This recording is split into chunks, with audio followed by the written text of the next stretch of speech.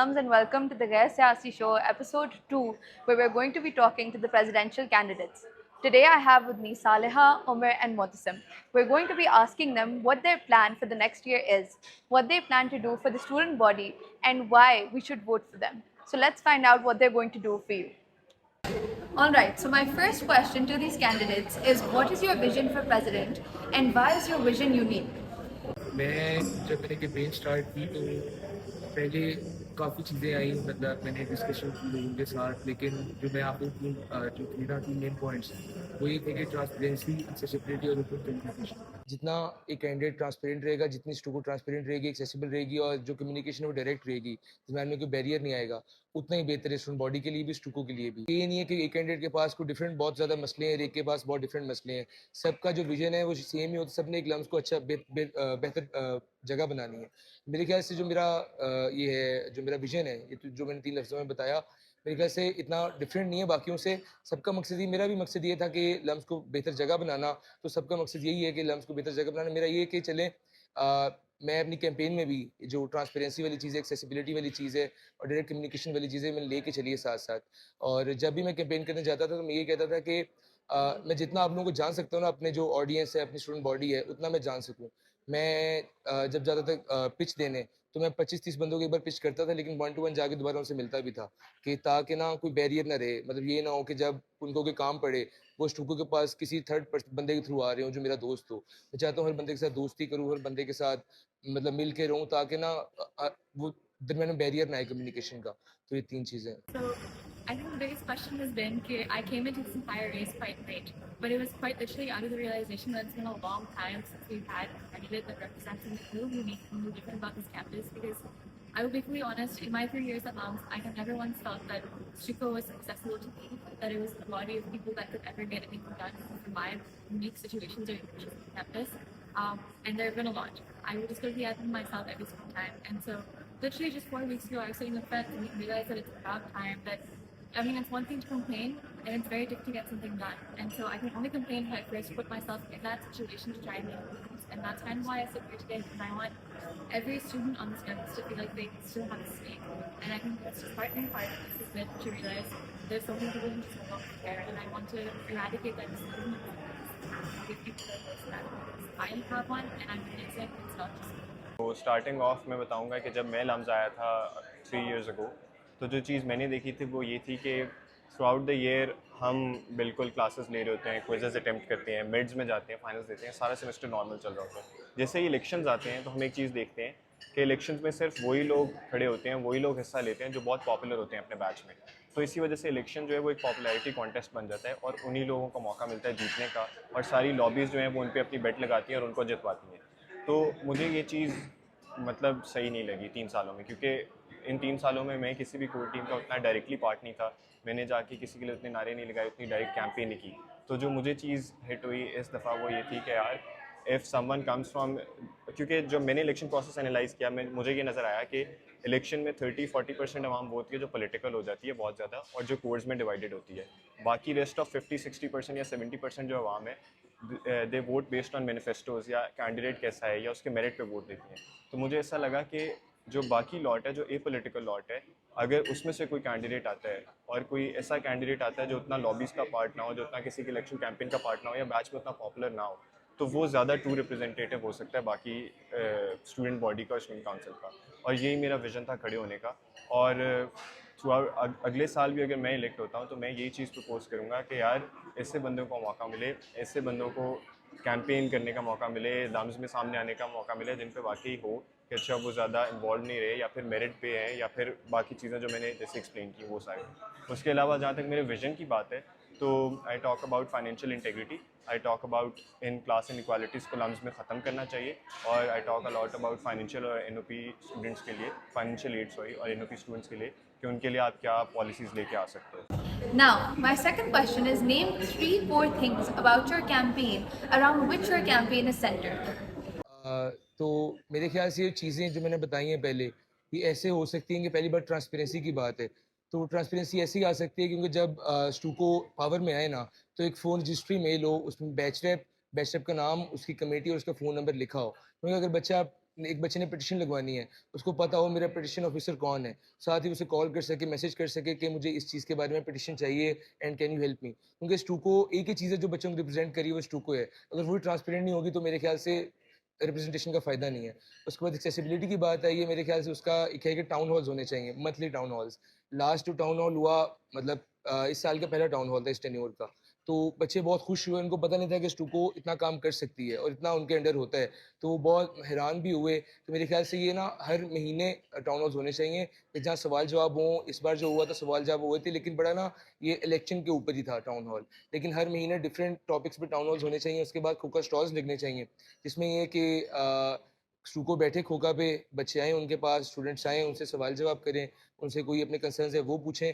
और उसके अलावा जो डायरेक्ट कम्युनिकेशन की बात है, ओपन डोर पॉलिसी है वो अभी भी इम्प्लीमेंटेड, लेकिन लोगों को पता नहीं है कि स्टूको ऑफिस है कहाँ और स्टूको में कौन कौन बैठा होता है। तो ये 2-3 चीज़ें अगर ट्रांसपेरेंसी और एक्सेसिबिलिटी आती है ना टाउन हॉल स्टूको स्टॉल्स के थ्रू, तो खुद ब खुद ही डायरेक्ट कम्युनिकेशन ओपन हो जाएगी मेरे ख्याल से।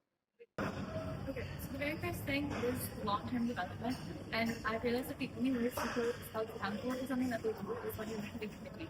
So I want to dedicate the committee to the process of long-term development and council, because I don't think councils operate in isolation from one another. They're not singular entities. They are legacy that can be behind the next. So the big issues that happen on this campus, the issue with labor rights, the issues with accommodation and campus crowding, those things will realistically not go away in 1 year. The only way you can realistically solve it is if you institute a committee which is focused on leaving things behind these next council. So firstly is long-term development. And then secondly, I'm trying to bring in a system where we change the way we think of the electoral process, which is ranked choose voting, or RCV short.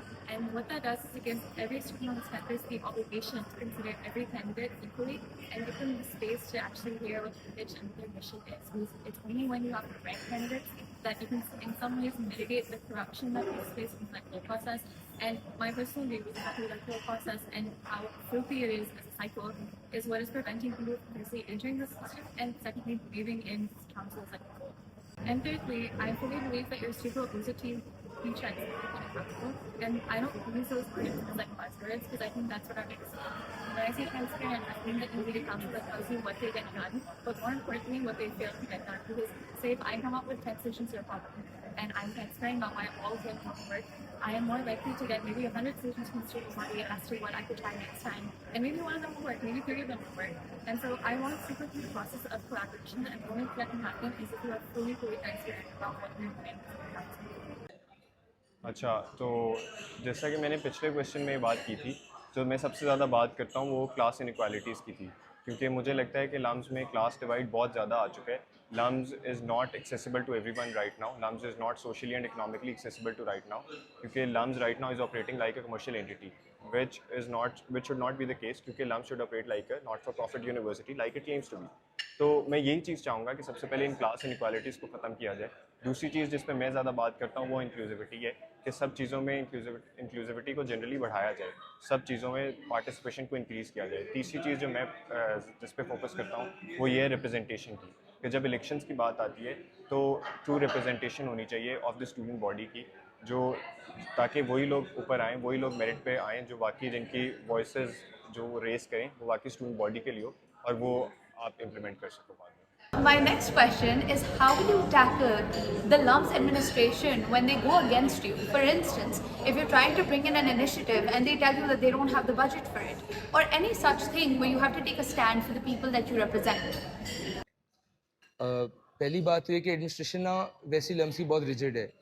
Red tape bureaucracy है. आपने पहले एक बंदे के पास जाना है, फिर दूसरे के पास, फिर तीसरे, फिर ऐसे ना 7-8 लोगों के थ्रू आप जाके काम निकलवाते हो अपना.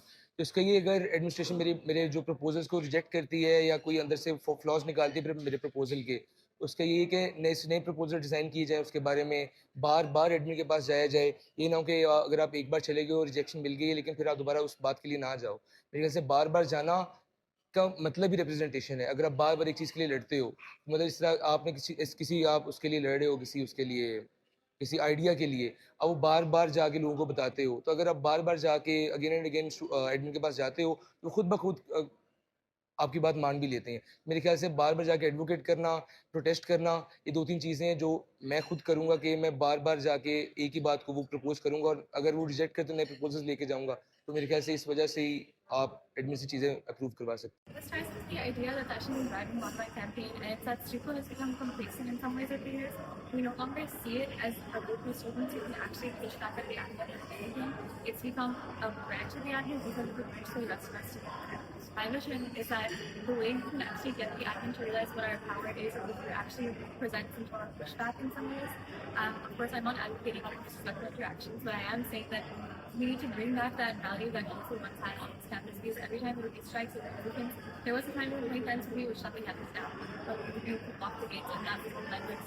So when we talk about budgets specifically, I think it's important to firstly reassess where that money is going, because there is a lot of profit on this campus. In fact, I think we need to different profit, but BBC has, I think, a profit margin of 36%, which is tremendous for technically building a pretty economic finance.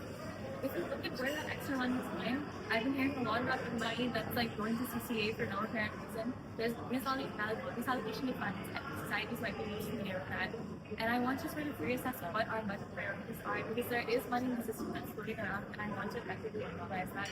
But the only way we can do that is if we present actionable solutions to the admin, and instead of starting fights or instead of starting like conflict with them, find the ways to get it done, and then they're 10 times more likely to do it. Part of my reason for running was that I spoke to the admin first, and I was trying to understand what it is about people that perhaps the system in some ways. And what I realized is that they've sort of become very accustomed to a student council that is ceding to all their demands, that is allowing them to sort of use Stuco as like a weapon of some sorts against the students. And I think it's the point where the admin themselves are realizing that this has led to like a lack of Stuco's functions on this campus, and they are looking for change. They are looking for a reason to like give students that message. अच्छा, इस तरह के case में जो आप चीज़ें कर सकते हो ना, first of all you need to be calm. आपको काम एंड कंपोज रहना है, क्योंकि आप रिप्रेजेंटेटिव तो स्टूडेंट बॉडी के हो, लेकिन पॉइंट इज़ कि अगर आप एक चीज़ पे बिल्कुल ही फंस जाओगे और एडमिन के साथ बिल्कुल ही जिसको कहते हैं उर्दू में एक मुहावरा होता है सुई फंसाना, अगर आप वो कर लोगे तो एक डेडलॉक क्रिएट हो जाएगा, और वैसी सिचुएशन के अंदर बहुत मुश्किल हो जाएगा कि आप एक डील बनाओ उनके साथ. ठीक है, deal might not be the right word, लेकिन मुझे और कोई ज़हन में आ नहीं रहा. तो प्रॉब्लम ये है कि इस तरह की सिचुएशन में आप ऑल्टरनेटिव्स पे जाते हो, आप कंसिडर करते हो अच्छा कि यदि बजट पे कोई मसला आ रहा है तो आप उसको कैसे इंक्रीज़ कर सकते हो. फॉर इंस्टेंस, अगर आप कोई सोल्यूशन लेके आते हो कि आप हॉस्टल्स में सोप्स लगवाना चाहते हो और उस पर आपको ये सुनना पड़ता है कि बजट नहीं है, तो what's the other way around, आप क्या सोल्यूशन देखोगे. उसमें आप ऑल्टरनेटिव्स पर जब जाते हो तो आप स्पॉन्सरशिप्स पर जा सकते हो. जैसे मैंने एक मैनिफेस्टो में भी बहुत हाईलाइट की हुई है चीज़ कि आप स्पॉन्सर्स को यूज़ कर सकते हो. आपके बैचलर्स जो हैं वो सारी सोसाइटीज़ में होते हैं ऑलमोस्ट, और वो काबिल लोग होते हैं जो मार्केटिंग डिपार्टमेंट्स में भी होते हैं और उनके मार्केटिंग कनेक्शंस भी होते हैं. और उसके अलावा लम्स स्टूडेंट काउंसिल, और लम्स एक ऐसा इदारा है जिसका जनरली नाम है और लम्स पे को लोग रिस्पेक्ट करते हैं उसकी मेरिट की वजह से, और हमने देखा है कि सोसाइटीज़ के काफ़ी सारे स्पॉन्सर्स इस वजह से आते हैं. तो अगर आप स्पॉन्सर्स को लेके आओगे और उनके थ्रू काम करवाओगे तो आप अपना बजट इंक्रीज़ कर सकते हो. वन थिंग कि, और इसकी एग्जांपल छोटी छोटी ये हैं कि ये आपने देखा जिशान अली का कॉन्सर्ट हुआ और वो उस पर भी स्पॉन्सर आया और कोई मसला नहीं हुआ उस पर. दूसरी चीज़, रेड बुल का हमने देखा कि पैडल कोड बना, वो भी स्पॉन्सर के थ्रू बना. तो लोग आना चाहते हैं, स्पॉन्सर्स आना चाहते हैं. पॉइंट है इसके काउंसिल को आउट ऑफ द वे काम करने की ज़रूरत है, आउट ऑफ द वे जाने की ज़रूरत है. और एक और इस पे सोल्यूशन अगर मैं प्रपोज करता चलूँ तो वो ये है, जैसे आप देखते हैं कि डिनर्स होते हैं, एलमनाई डिनर्स होते हैं, ऑल ओवर द वर्ल्ड होते हैं. उसके अलावा आप यूनिवर्सिटीज़ में देखते हो, आप अगर लाहौर की बात ही करो तो एफसी में देखते हो, गवर्नमेंट कॉलेज में देखते हो, जिस तरह मैंने अपनी डिबेट्स में बात की थी. तो उनके जिस तरह एलमनाई डिनर्स हो रहे होते हैं, उनकी नेटवर्किंग होती है, उन पे चैरिटी डिनर्स होते हैं, उन पे फंड रेजिंग होती है. आप वो चीज़ करवा सकते हो. उसके अलावा आप फूड स्ट्रीट्स या फूड स्टॉल्स देखते हो कि वो काउंसिल करवाती है, उनके थ्रू आप फंड रेज कर सकते हो. तो इन चीज़ों के थ्रू जो बजट पे इशू करती है एडमिन या फिर काउंसिल की तरफ से मसला आता है, उनको आप सॉल्व कर सकते हो. और जब आप ऑल्टरनेटिव्स पर जाओगे तब आप देखोगे कि वाकई काम होना शुरू हो जाएगा. Now, my next question is about the inclusivity in LUMS. We know that LUMS is diverse, but diverse doesn't necessarily mean inclusive. So how will you fix this? How will you make sure that the minorities that exist in your communities are not only served but prioritized?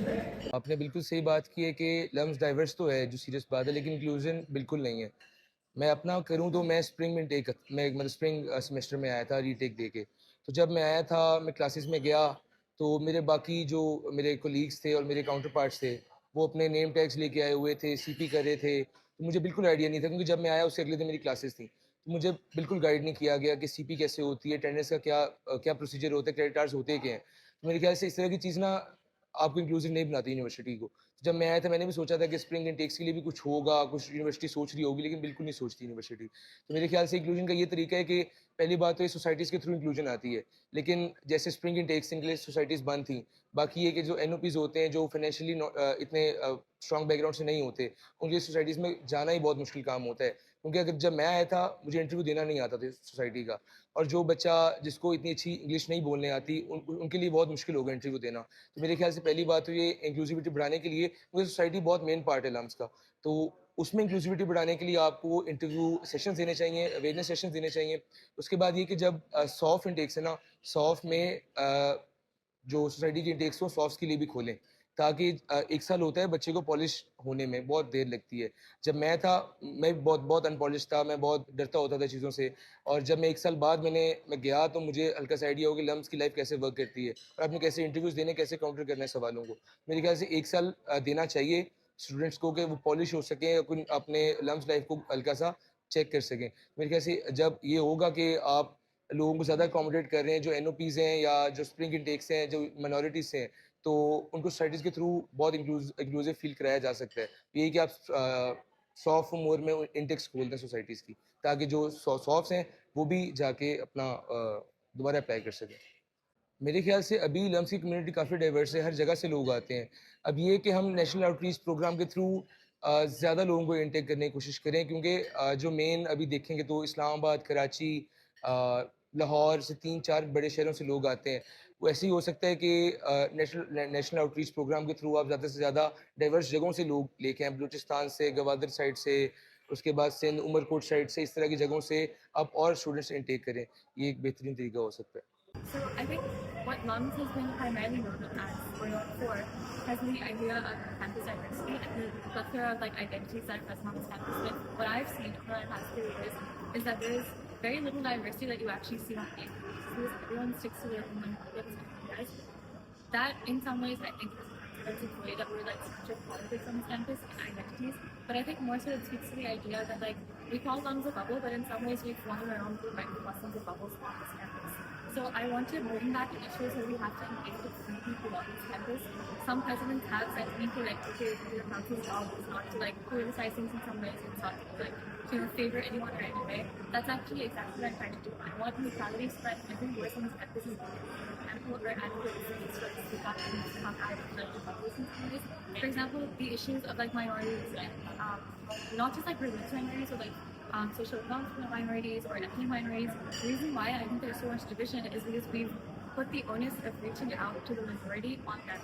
And obviously that's not going to work. So when they ask for holidays, when they ask for festivals, it's not just about like those festivals taking place. It's about the awareness of the campus, about the importance of letting that space to the community.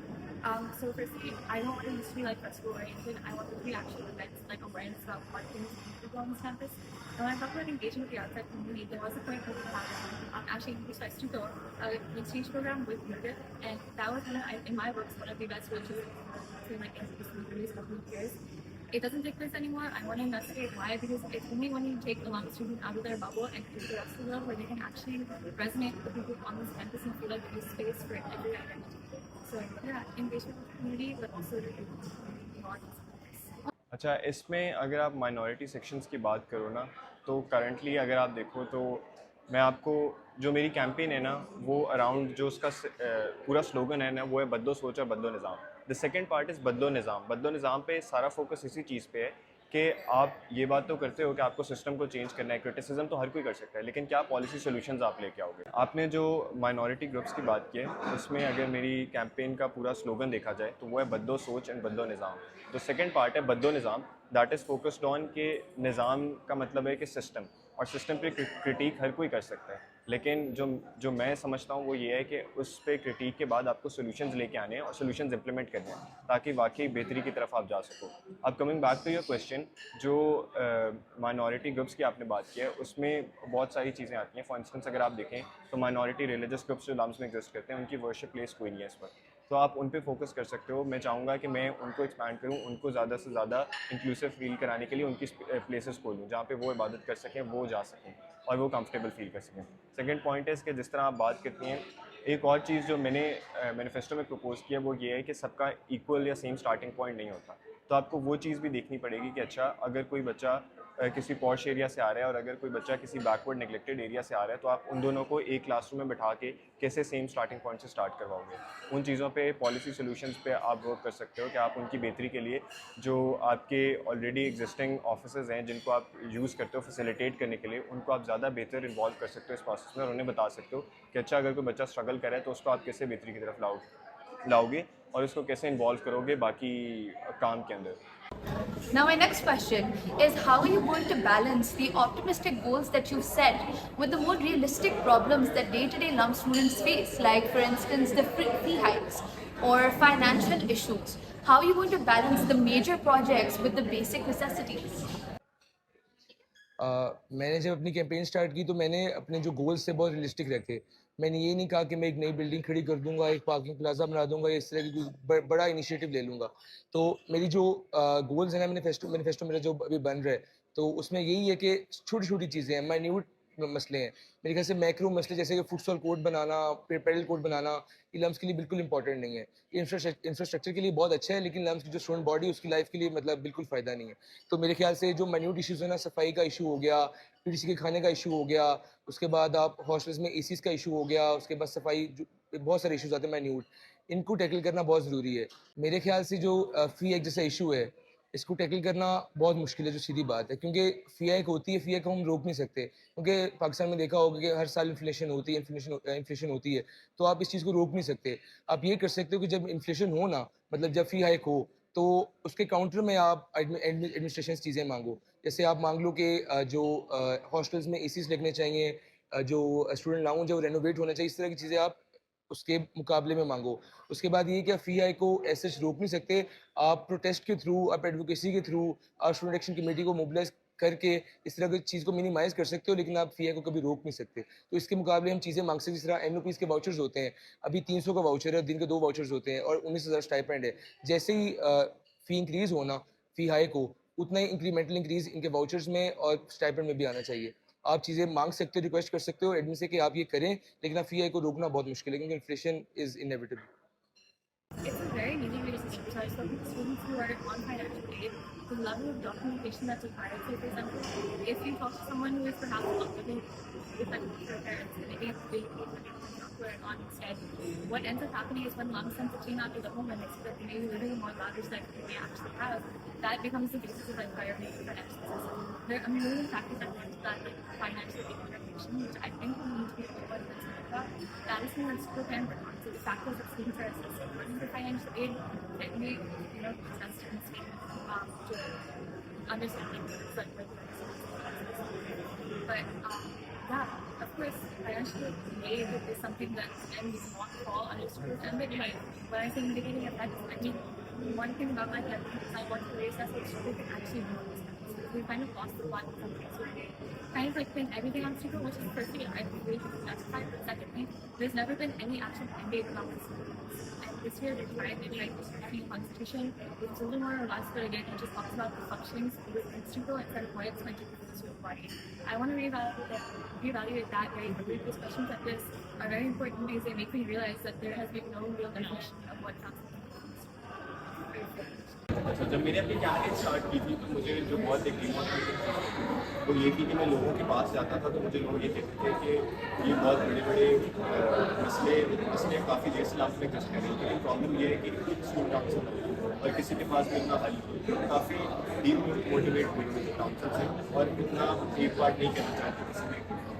इसी वजह से मैंने जो अपना slogan बनाया था वो बंदों सोच में बेसिकली ये चीज़ थी सबसे पहले कि आप ये डिमोटिवेशन, ये आपकी जो चीज़ इस वक्त चल रही है आप इसको बात कर सकते और आप ये सोचना शुरू करो कि अगर हम पिछली दफ़ा से चेंज किया तो हम बाकी भी उनको चेंज ला सकते हैं, हम बेहतर कर सकते हैं। रियलिस्टिक गोल्स की बात है, अब फॉर इंस्टेंस मैं आपको एक गोल बताता हूँ। अगर आप बात करते हो यार कि आप हॉस्टल में सोर्स इंस्टॉल करना चाहते हैं और उसमें ये प्रॉब्लम आती है कि अच्छा बजट नहीं है, एडमिन के पास आप जाते हो, आप कुछ करते हो बजट के लिए, वो कहते हैं कि बजट नहीं है, तो आप क्या करोगे?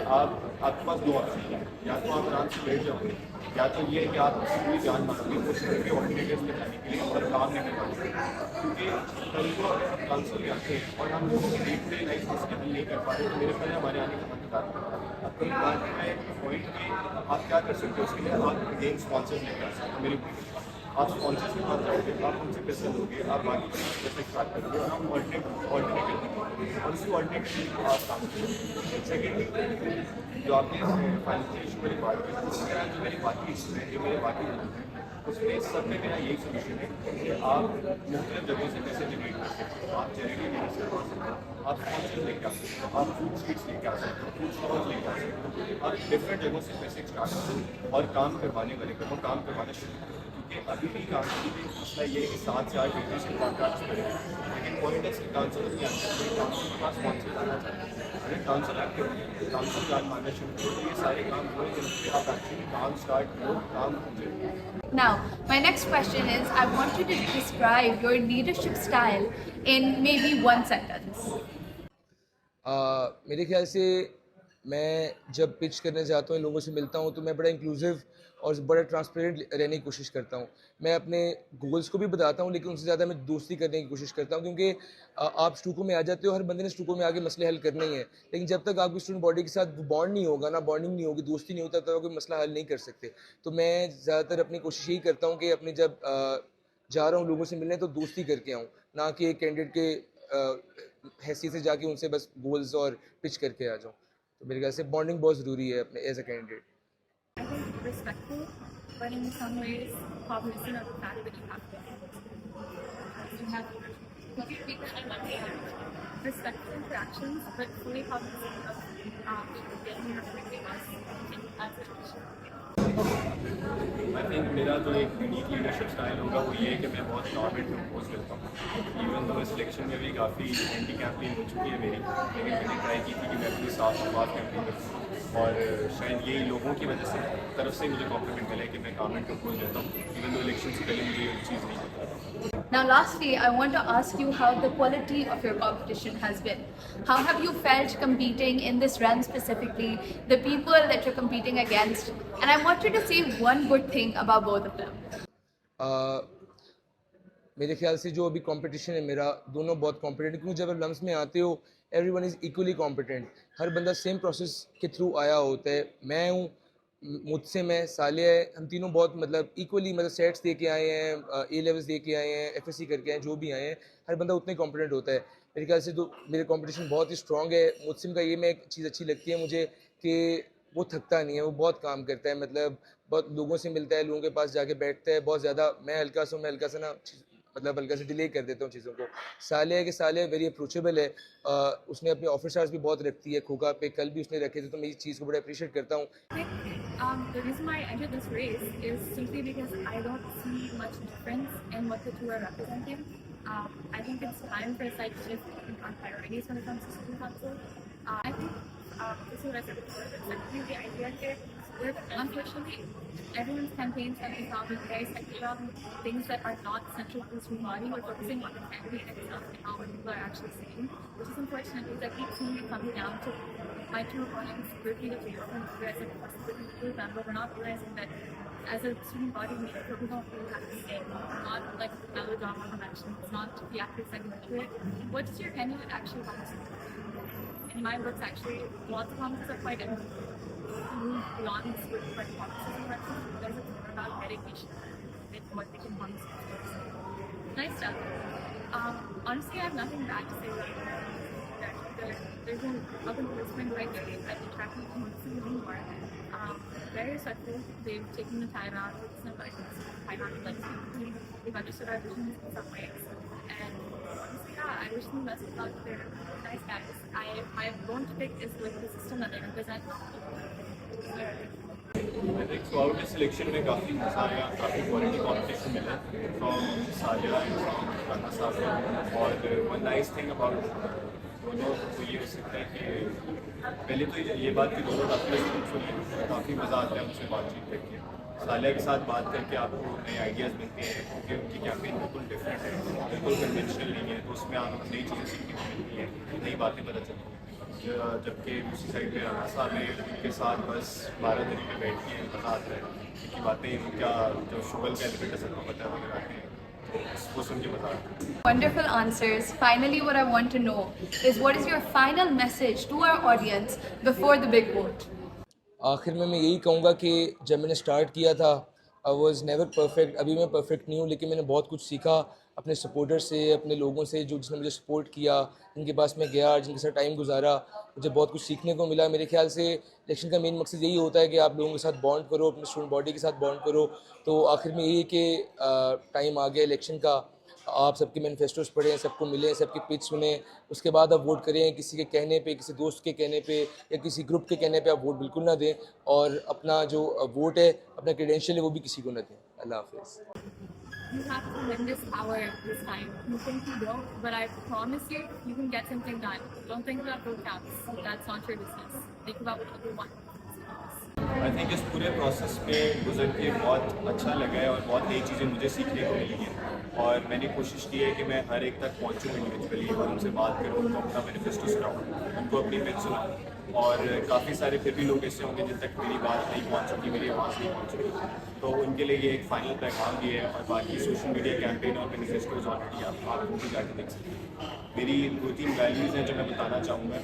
If you think you guys align with those values, तो आप लोग मुझे ज़रूर कंसल्ट करें। सबसे पहली जो मैं बार बार बात करता आया हूँ, इन क्लास इनक्वालिटी से, इस क्लास डिवाइड की जो लम्स में एग्जिस्ट करते हैं, मैं उसके खिलाफ और मैं उसके खिलाफ सबसे ज़्यादा बात करता हूँ।